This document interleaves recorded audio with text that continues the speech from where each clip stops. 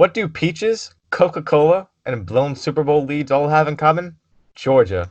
Join us today on the Mr. R Show as we talk about the Georgia election profile and to see if the state is as safe as the Republicans think it is.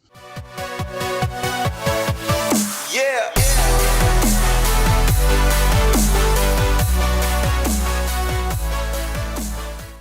Hey guys, and welcome back to the Mr. R Show. As always, I'm your host, Andy. Ashton. And today we're diving into the interesting state of Georgia. Ashton, I have been there several times. I'm sure you have. We've gone to Florida, so you have to go through Georgia to get to Florida. I Before we actually lived there for a few years during middle school. So it is a very, very beautiful state full of nice people.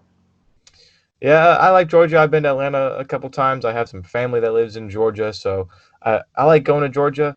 But today we're going to talk about the election profile of Georgia. What Hmm. makes them tick, who we think they're going to vote for, and everything in between. Ashton, I'll let you start today on the dissection of Georgia. Let's start with just some of their election history. So Georgia is a not as interesting state as the last few we've been talking about because we've been going over the more traditional, let's say, traditional swing states, the states that have swung here and now. But if you know anything about the election history, what is a swing state changes. So Hmm. states that were once competitive will stop becoming competitive. For example, New Mexico was a very competitive state until just very recently. Hmm.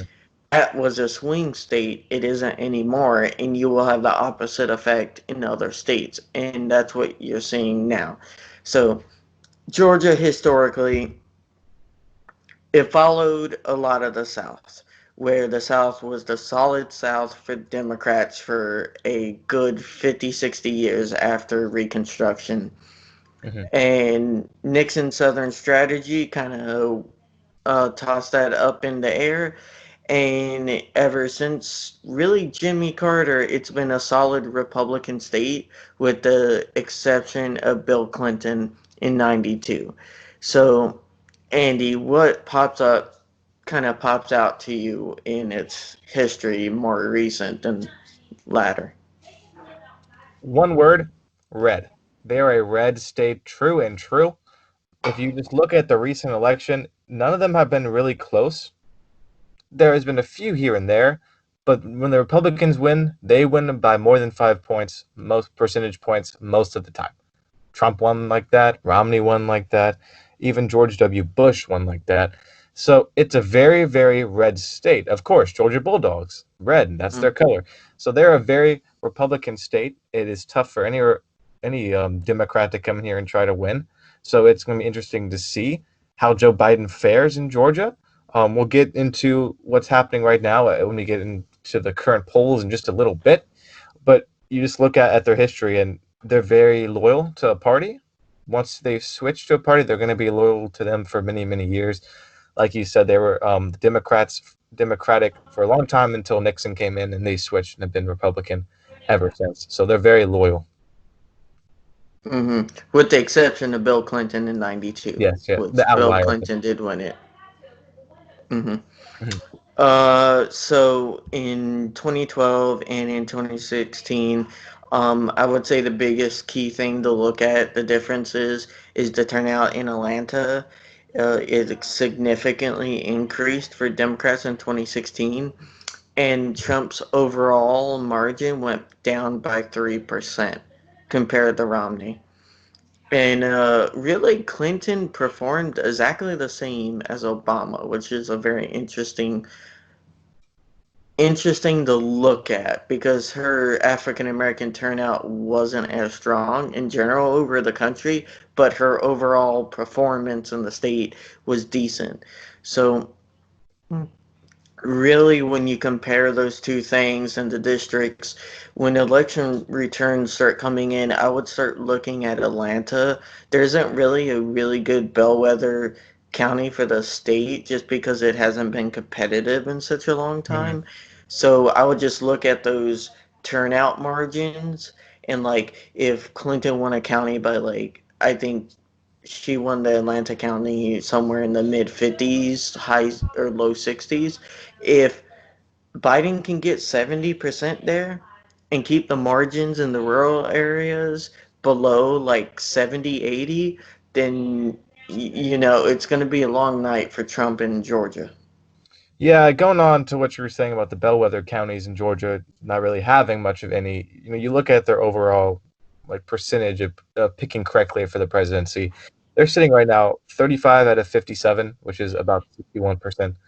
So they're not doing so good with presidents. That goes back to the loyalty of picking of straight party ticketing kind of ideology with them.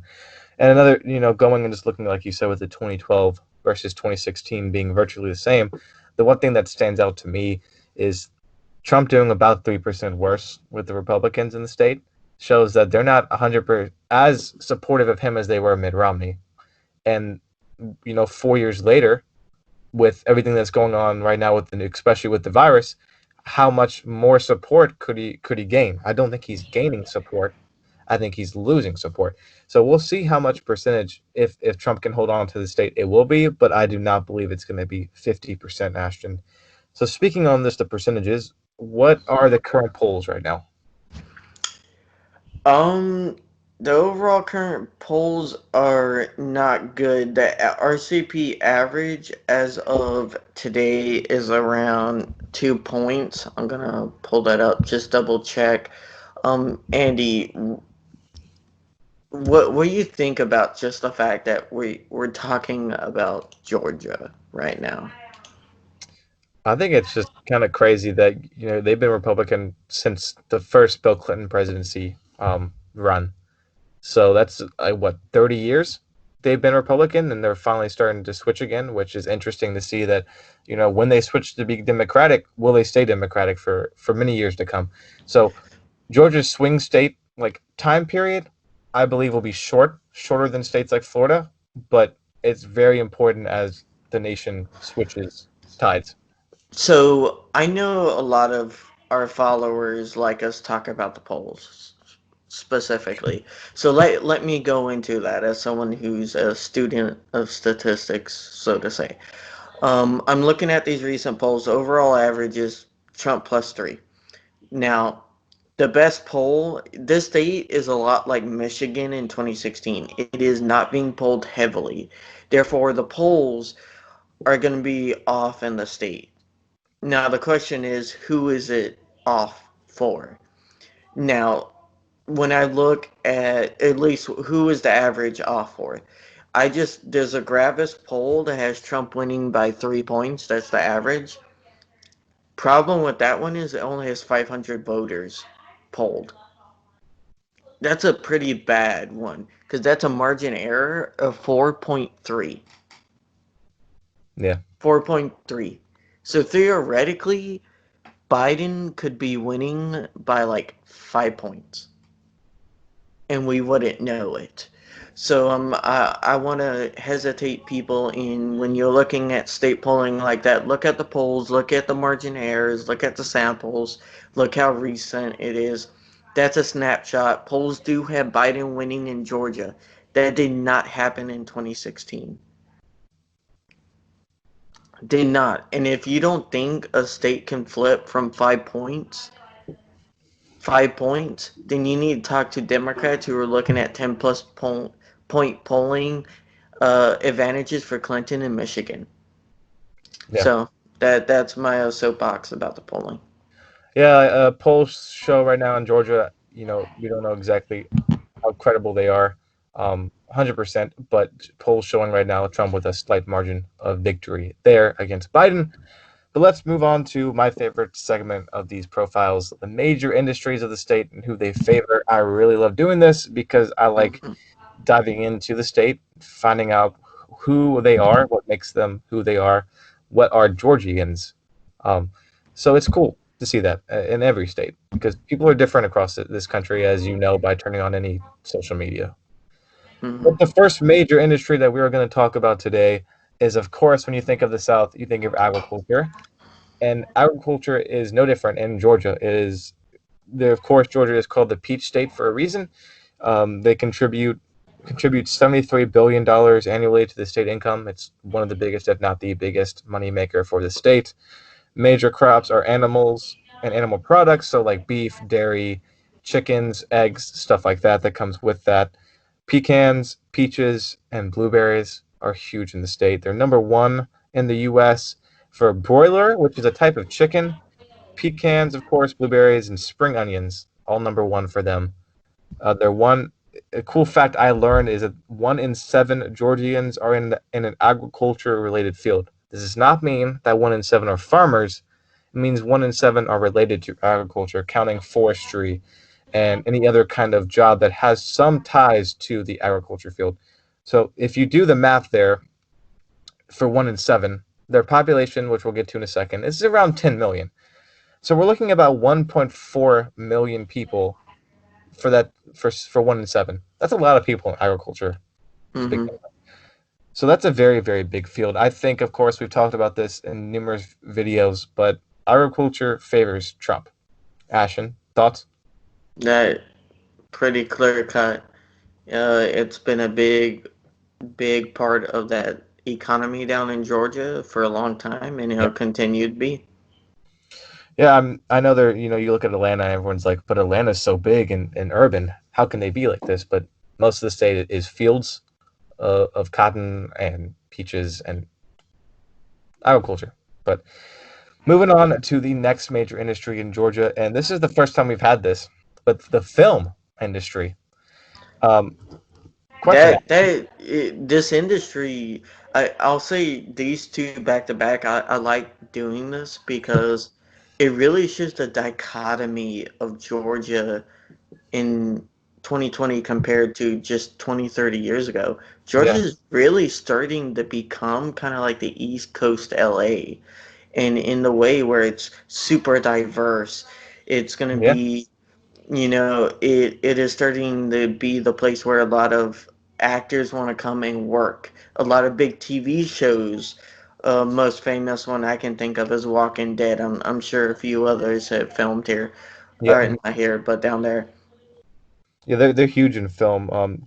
Here's a little trivia question for you and for our audience. Can you tell me which two states are bigger than Georgia in the film industry? Well, California, Yes. clearly. That second one, it's either New York or Texas. Which one? Probably New York. New York. Yep.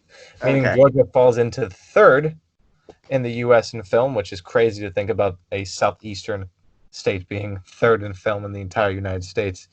5.1 billion economic impact, and that doesn't sound as much when compared to the agriculture, but film is expanding. Agriculture is I wouldn't say is declining, but it's not expanding rapidly like the film industry is in Georgia. So that will improve. You already talked about The Walking Dead being filmed here. Another huge film was Forrest Gump. I know me and you both love that movie. That was in Mhm. Georgia. And if you know Tyler Perry, he used to have a studio near the Atlanta area. So huge for that. And I remember going to Atlanta. I was there on vacation, and then being stopped, having to go for a detour because they were actually filming on one of the or two of the streets in Atlanta. So that was cool to see that and just be like, wow, I've being in South Carolina, you don't see a lot of films being produced here. So that was a cool little thing. Um, Film is a tough one to decide who it favors. I think it's Biden. I mean, you look at Hollywood, they're very, very liberal. So Georgia's a little bit different. They're not as, of course, they're not as liberal of a state, but I still think the film industry favors Biden. Mhm. Ashton? No, I agree. It's just creative forces tend to be a little bit more liberal in their thinking, and the industry itself is kind of just moving over to Georgia not because of ideological reasons. They're moving to Georgia because it's lower taxes. That's the Yeah. main reason. Than California and New York. Yeah, much cheaper. So moving on to our next major industry in Georgia is the automotive industry. They have over 200 different facilities and factories for this, over 18,000 jobs. Over a fifth of all of the East Coast exports leaves through the Georgia coast, And of course, Kia just built the first American plant in Georgia. Ashton, I know you and your wife have a Kia. You don't drive a Kia personally, but she does, so you can testify to the car. But automotive industry is just becoming a major staple of Georgia. I think it's a close call, with the way things are shifted. You look back in 2016, though, Trump won Michigan because of these automotive industry supporters of his. I still think they still favor Trump. I think in Georgia, at least, it's going to lean towards Trump. But Ashton, do you got any other thoughts? I actually think they lean towards Biden this time around. I feel like a lot of union jobs that was kind of muted with Hillary. She wasn't really known as a working person's candidate, and I feel like Joe Biden kind of represents that way more, having been a senator from Delaware, grown up in Pennsylvania, that he's just like been known in that type of sense way more than Hillary ever was, and he's way more competitive than she was.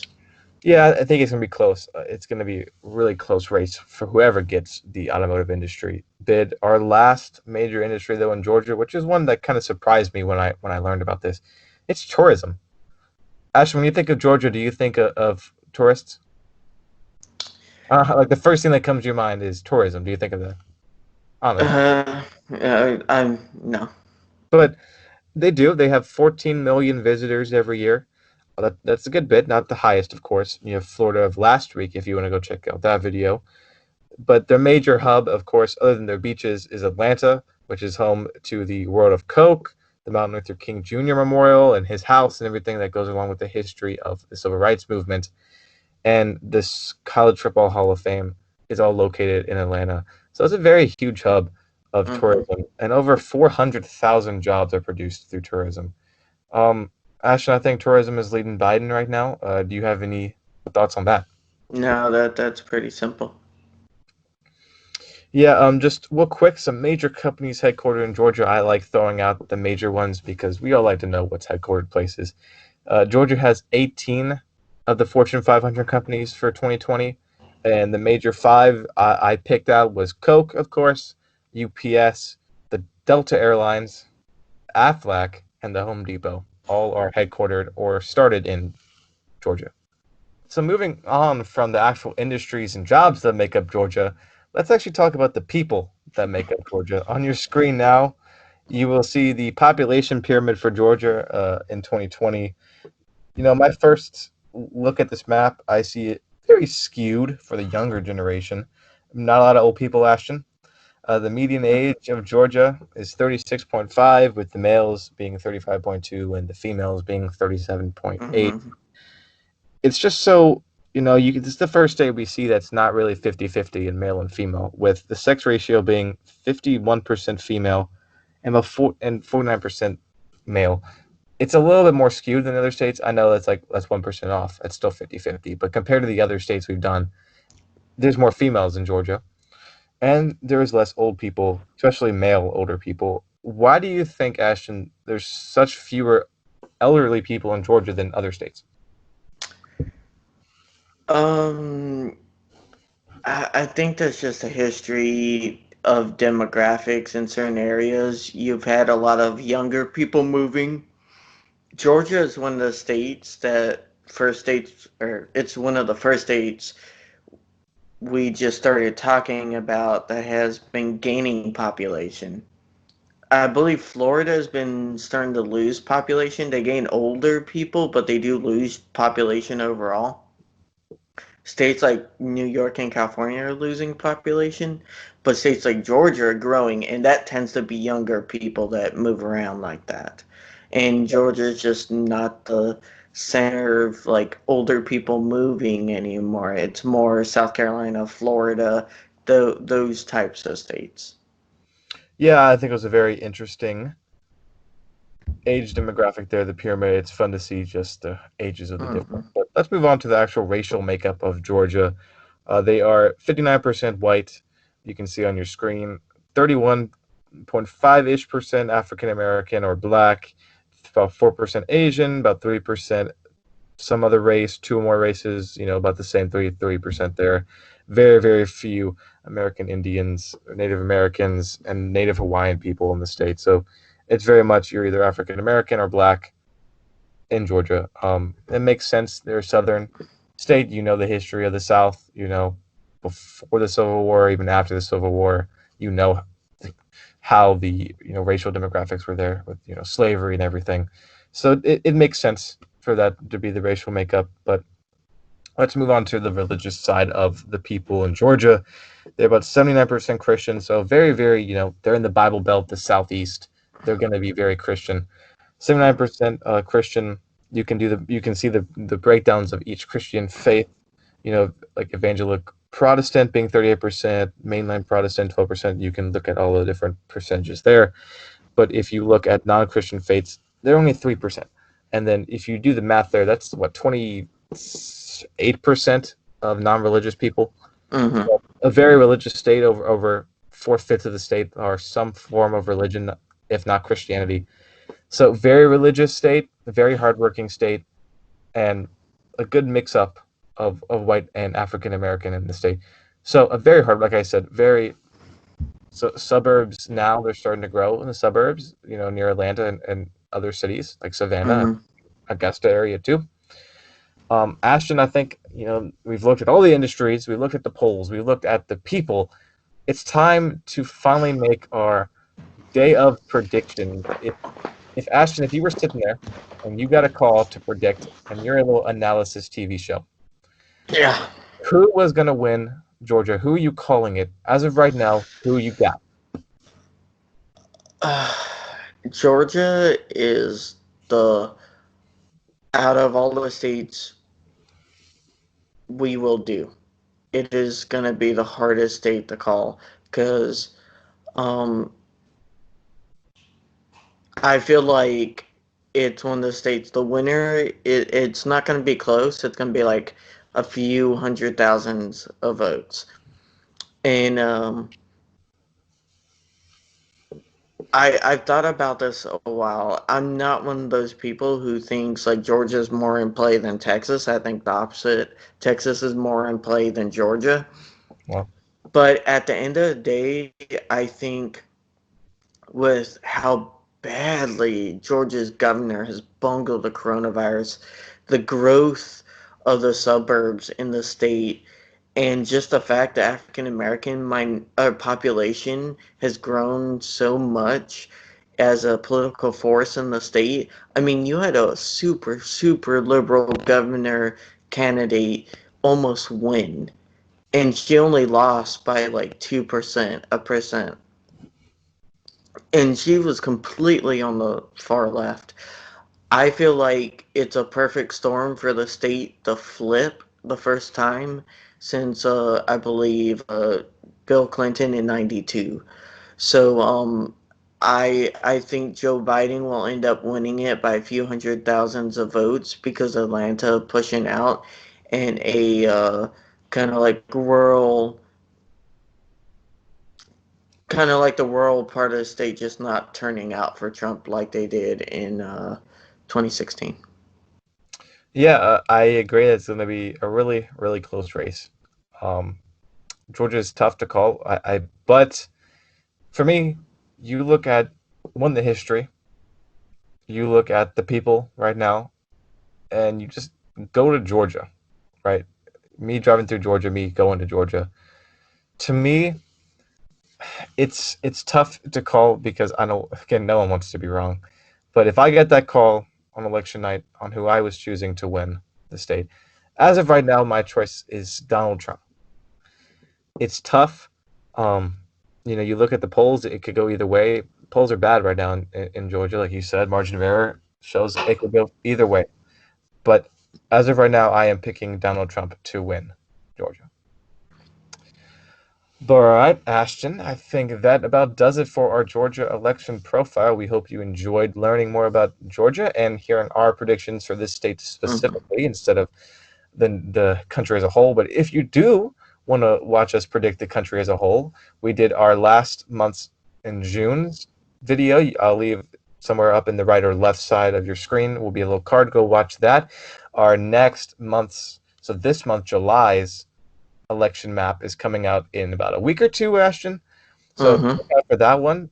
Subscribe to our channel so you can be updated for all of our videos. We are starting now our normal Friday, every Friday videos like this, and now we're starting every other Tuesday our Political Perch podcast, where we dive into current events as of right now and just discuss, debate a little bit and just have a good time. So we hope you can join us Mm-hmm. over there. But that does it for us today, guys. We hope you stay safe, wear a mask, and have a good day.